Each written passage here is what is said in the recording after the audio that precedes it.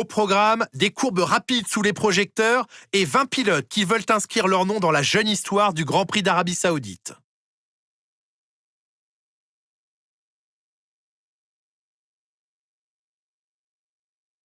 Jetons un œil, si vous le voulez bien, à la topographie du circuit urbain de Jeddah. Comme vous pouvez le constater, les pilotes devront venir à bout d'un certain nombre de virages assez difficiles. Il va être intéressant d'observer quelles seront les écuries capables d'exploiter au mieux les données accumulées lors des séances d'essais libres. Et comme c'est le cas sur beaucoup de circuits urbains, les erreurs risquent de se payer très cher. Espérons tout de même que la voiture de sécurité n'aura pas à intervenir ce week-end. Jetons un œil à la grille de départ à quelques instants du Grand Prix.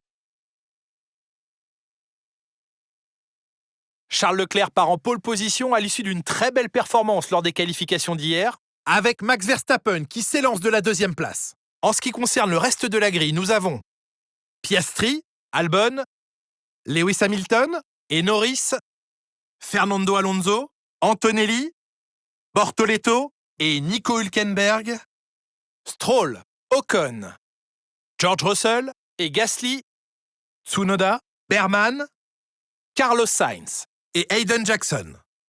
Meilleur, Hadjar, Lawson et Jack Doohan complètent la grille.